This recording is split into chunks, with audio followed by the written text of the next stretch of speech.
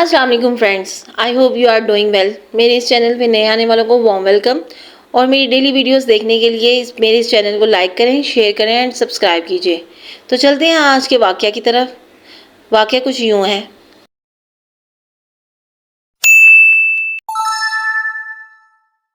ہاں جی، تو فرینڈس، ہمارا آج کا واقعہ ہے حضرت نوح علیہ السلام کا۔ حضرت نوح علیہ السلام، یہ اس ٹائم کا وقت ہے کہ حضرت نوح علیہ السلام کو اللہ تعالیٰ کی طرف سے حکم ملا کہ آپ علیہ السلام کشتی تیار کریں۔ آپ نے دریافت فرمایا، الہی یہ کشتی کیا چیز ہے؟ ارشاد ہوا، یہ کشتی وہ مکان ہے جو پانی پر چلتا ہے۔ نوح علیہ السلام نے دوبارہ عرض کیا، مولا کون سا پانی؟ خطاب باری تعالیٰ ہوا، وہ پانی جسے ہم نازل کریں گے اور اس میں کافر غرق ہو جائیں گے، اور بے شک میں جو چاہوں اس پہ قدرت رکھتا ہوں۔ حضرت نوح علیہ السلام نے پھر عرض کیا، اس کے لیے لکڑی کہاں سے آئے گی؟ حکم ہوا، درخت لگاؤ۔ الغرض جب جبرائیل علیہ السلام نے حکم ربی سے چند شاخیں ساج کی لا کر دیں، وہ شاخیں نوح علیہ السلام نے زمین پر مختلف جگہوں پر لگا دیں۔ منقول ہے کہ یہ شاخیں 40 سال میں تناور درخت بن گئیں۔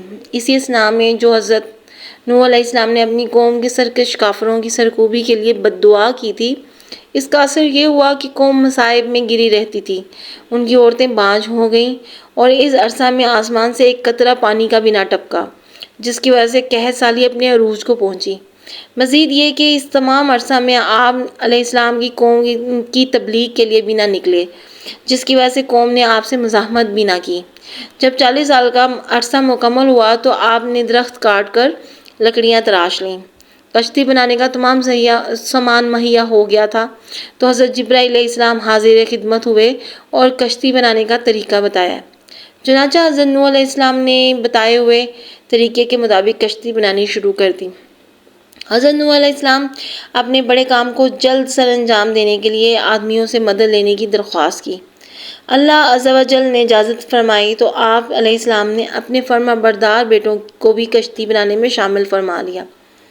اس موقع پر کافر آپ کے پاس سے گزرتے تو مذاق اڑاتے کہ 40 سال گزر چکے ہیں، بارش نہیں ہوئی اور ہر طرف قحط سالی، تو نوح علیہ السلام کیا خشکی پہ کشتی چلائیں گے؟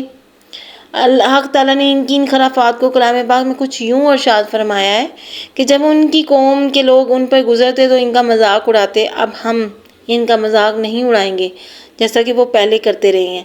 اب انہیں معلوم ہوگا کہ ان پر کیسا دردناک عذاب آئے گا، اور اس دردناک عذاب کے اثرات ظاہر ہوں گے۔ استغفر اللہ۔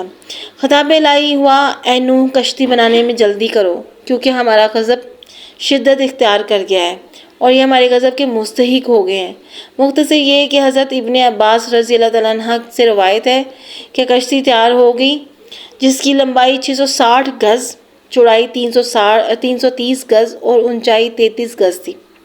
اس کے بعد حکم ہوا کہ حضرت آدم علیہ السلام کا جسد مبارک بھی ساتھ لے اور ایک تابوت بنائیں تاکہ پانی برسنے اور سیلاب کی موجوں کی وجہ سے ان کا جسد مبارک متفرق نہ ہو جائے، کیونکہ یہ مناسب نہیں کہ ان کا جسد مبارک اس سیلاب سے متاثر ہو۔ چنانچہ جب پانی کے ابلنے کا وقت قریب پہنچ گیا تو حکم ہوا کہ جانوروں کی ہر قسم کے جوڑے اپنے ساتھ رکھیں، اور اس مقصد کے لیے ہوا کو حکم ہوا کہ تمام جانوروں کو کشتی کے مقام پر جمع کر دے۔ جب تمام جانور جمع ہو گئے تو حضرت نوح علیہ السلام نے عرض کیا، مولا شیر اور گائے کو کس طرح اکٹھا کروں، کیونکہ ازل سے ہی ان دونوں کے درمیان عداوت ہے۔ رب کریم فرماتے ہیں کہ اے نوح، جس نے ان دونوں کے درمیان میں عداوت پیدا کی ہے وہی ان کے درمیان الفت پیدا کر دے گا۔ چنانچہ حضرت نوح علیہ السلام نے دونوں کو ایک جگہ پہ جمع کر دیا۔ منقول ہے کہ اسی دن اللہ پاک نے شیر پر بخار کو مسلط فرما دیا تاکہ وہ کسی دوسرے جانور کو بھی نقصان نہ پہنچا سکے۔ معرج النبوت جلد اول میں ہے کہ حضرت نوح علیہ السلام نے کشتی میں سب سے پہلے چونٹیوں کو سوار کیا اور ان کو بلائی منزل پہ اپنے ساتھ رکھا تاکہ یہ دوسرے جانوروں کے پاؤں تلے روندی جانے سے محفوظ رہیں، اور سب سے آخر میں گدھے کو لایا گیا۔ کہا جاتا ہے کہ جب گدھا کشتی پہ سوار ہونے لگا تو ابھی اس کے پیچھے والے 2 پاؤں باہر ہی تھے کہ شیطان کو ہیلا سوجا اور وہ گدھے کی دم سے لٹک گیا۔ گدھا ہر چند کوشش کرتا رہا کہ کشتی میں سوار ہو جائے، مگر ناکام رہا۔ حضرت نوح علیہ السلام نے گدھے کو جو یوں کشمکش میں دیکھا تو فرمایا، فرماتے ہیں غضب میں فرمائی دیا کہ کشتی میں جلدی داخل ہو جا، اگرچہ تیرے ساتھ شیطان ہی کیوں نہ ہو۔ یہ کلمات ادا ہوتے ہی گدھا کود کے کشتی میں داخل ہو گیا۔ جب تمام انسان اور جانور کشتی میں سوار ہو گئے تو حضرت نوح علیہ السلام نے یہ دیکھنے کے لیے کشتی کا جائزہ لیا کہ کوئی باہر تو نہیں رہ گیا۔ دیکھا کہ ابلیس عین ایک گوشے میں چھپا ہوا ہے۔ آپ نے اس سے دریافت فرمایا تو کس کی اجازت سے کشتی میں آیا ہے؟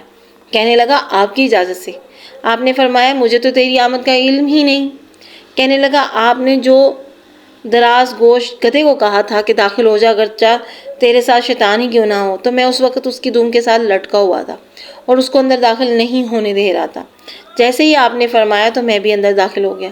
حضرت نوح علیہ السلام نے چاہا کہ اس کو نکال باہر کریں۔ کہنے لگے آپ کے لیے میری نگہداشت کے علاوہ کوئی چارہ کار نہیں ہے، میں کشتی سے نکلنے والا نہیں ہوں۔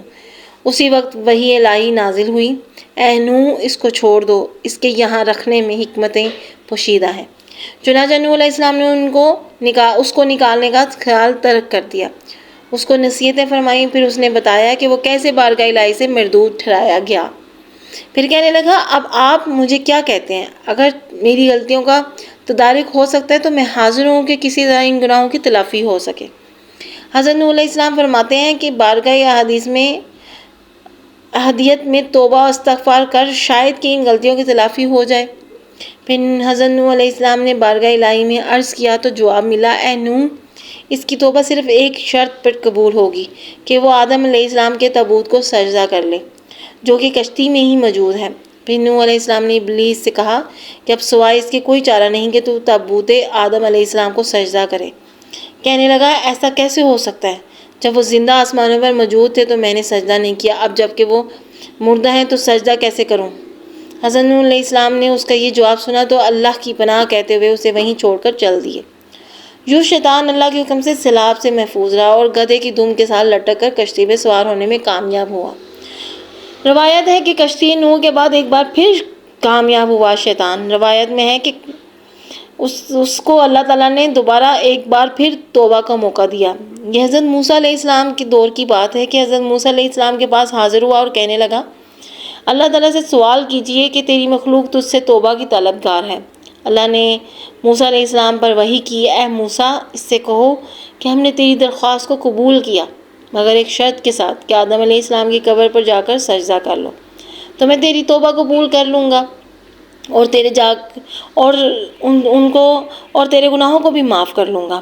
موسیٰ علیہ السلام نے جب شیطان کو بتایا تو وہ غصے میں سرخ ہو گیا اور از ذرائع غرور سے کہنے لگا اے موسیٰ میں نے تو آدم کو جنت میں سجدہ نہیں کیا تو اب ان کی قبر کو کیسے سجدہ کروں گا؟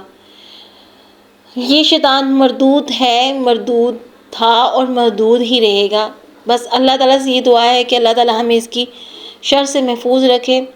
اور یہیں پہ ہمارا آج کا واقعے کا اختتام ہوتا ہے۔ چلتے ہیں اپنے درود ابراہیمی کی طرف۔ اللہم صلی علی سیدنا محمد وعلی آل محمد کما صلیت علی ابراہیم وعلی آل ابراہیم انک حمید مجید۔